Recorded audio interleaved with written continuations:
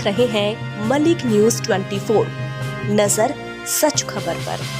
प्रफुल्लित तीर्थ आश्रम मानेश्वर महोदय धाम के पीठाधीश्वर डॉक्टर पंडित मनीष शुक्ला ने बताया कि हमारे आश्रम में प्राकृतिक चिकित्सा जैसी औषधि बनाई जाती है, जिससे विभिन्न प्रकार का इलाज होता है। इन दवाइयों में कैंसर नामक बीमारी के लिए भी जड़ी बूटी को मिक्स करके दवाई बनाई जाती है, जिससे कैंसर जैसी बड़ी बीमारी का इलाज किया जा सकता है। पंडित मनीष ने बताया कि हमारे आश्रम में देश विदेश से भी कई लोग अपने इलाज के लिए आते हैं, जिन सभी को हमारे द्वारा दी गई औषधि से लाभ मिलता है। आश्रम में मिलने वाली कुछ दवाइयाँ निःशुल्क है और कुछ दवाइयों का शुल्क लगता है। अगर कोई भी ऐसा व्यक्ति हो जिसका इलाज काफी लंबे समय से चल रहा हो, तो वो व्यक्ति हमें संपर्क कर सकता है। हमारे हमेशा से यही उद्देश्य रहा है कि हमारे आश्रम में आने वाले सभी लोगों का इलाज सही ढंग से हो जाए और वह अपना जीवन स्वस्थ जी सकें। इसके साथ ही हमारे चैनल के माध्यम से पीठाधीश्वर पंडित मनीष ने सभी देशवासियों के नाम एक संदेश देते हुए कहा कि हम सबको अपनी संस्कृति की तरफ लौटना चाहिए, जिससे हम अपने देश की प्राचीन सभ्यता को बचा सके। मैं डॉक्टर पंडित मनीष शुक्ला, प्रफुल्लित तीर्थ मनीश्वर महादेव धाम, जिला रायसेन, पंचायत सैयदगंज, रायसेन भोपाल मुख्य सड़क पर स्थित है। यहाँ पर हम सभी तरह की दैविक, भौतिक, सामाजिक, आर्थिक, मानसिक समस्याओं का मनीश्वर महादेव के आदेश से भी ट्रीटमेंट करते हैं और औषधियों द्वारा भी इलाज करते हैं। हमारे पास वैद्य लोगों की बहुत अच्छी टीम है, जो कि अपने बहुत पुराने अनुभव से उनने बहुत ऐसी असाध्य रोगों की दवाएं निर्मित करी है। जो लोग परेशान होते हैं, गठिया बात, शुगर, बीपी, कैंसर, लकवा और भी अन्य बहुत सारी तरह की जो बीमारियां हैं, उनका हम औषधि से भी इलाज करते हैं और तंत्र विद्या से भी करते हैं।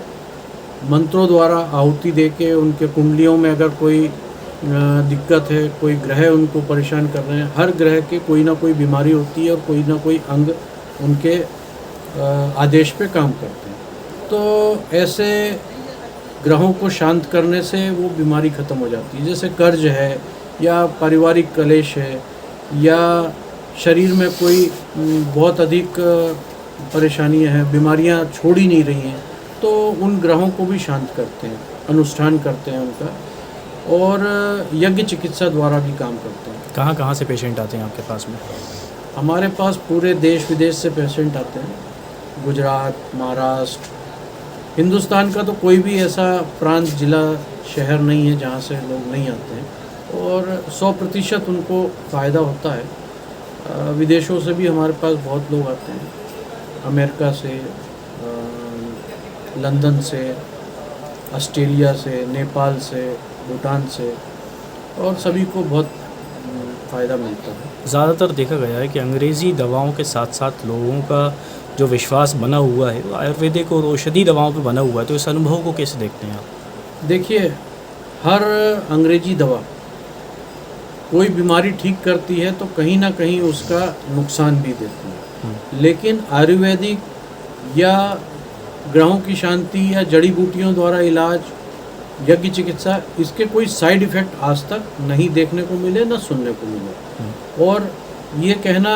बहुत ही गलत है कि आयुर्वेद में या यूनानी में इन दवाओं का बहुत लंबा इलाज चलता है और देर से इसका फ़ायदा मिलता है। बहुत सारी हम आपको जड़ी बूटी हमारे आश्रम में ऐसी दिखाएंगे जो आप अभी इस्तेमाल करो और अभी फ़ायदा हो जाएगा। और जितनी भी एलोपैथी दवा है उसमें उनका बेस क्या है?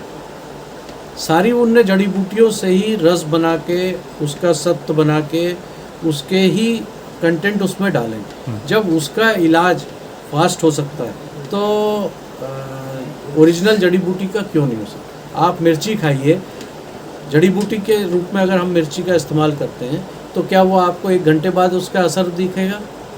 तुरंत असर दिखेगा, वो भी एक जड़ी बूटी है। तो जब हमारी प्रकृति के हर वृक्ष, हर पौधा जड़ी बूटी से संबंधित है, तो क्यों उसका भी प्रभाव देर से होगा? अब बहुत साधारण, कई बार आपने खेतों के बाहर या दूसरी जगह देखा होगा, मेड़ों पे लगे रहते हैं जेटोपा, रतनजोग। किसी भी तरह का दांत दर्द हो, कीड़े लग रहे हों, कोई परेशानी हो, आप उसकी दातून कर लीजिए, आपका दांत दर्द खत्म हो गया। अब आप दांत दर्द के लिए डॉक्टर के पास जाते हैं, इलाज करवाते हैं, वो अपनी अपनी पसंद है, लेकिन जब बगैर खर्चे के ही काम हो सकता है और उसके कोई साइड इफ़ेक्ट नहीं है, तो हमें प्रकृति से जुड़ना चाहिए, प्राकृतिक चीज़ों का उपयोग करना चाहिए, जिससे हम स्वस्थ रहें। हमारी प्रकृति से जब हम जुड़ेंगे तो उससे जुड़ने से हमें और भी सैकड़ों लाभ मिलते हैं।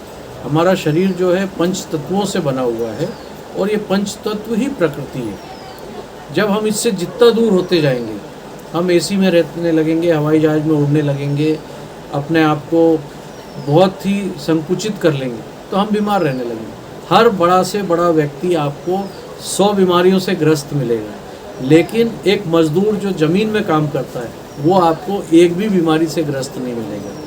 तो ये तो प्रमाण देने की इसके लिए ज़रूरत ही नहीं है। प्रकृति से जुड़िए और स्वस्थ रहिए। विशेषज्ञ की अगर बात करें तो आप क्या कोई ऐसी बीमारी है जिसका विशेष तौर पे यहाँ पर इलाज हो जाता हो? अभी हमारे पास कैंसर के बहुत सारे पेशेंट आए, वो पूर्ण स्वस्थ हैं। लकवे वाले आए, दमा जो बोलते हैं कि दम के साथ जाता है, हमारे पास कुछ ऐसी औषधि हैं जो एक बार में दमा को ख़त्म कर देती है। तो इसके प्रमाण लोगों के पास हैं। आप हमारे जो लोग आते हैं उनसे आप पूछेंगे तो स्वयं बताएंगे कि उनको कितना लाभ हुआ है। और अपने आप को बीमार होने से बचाने के लिए प्रकृति से जुड़ना है। हम तो सबको ये बोलते हैं, ईश्वर का ध्यान करिए,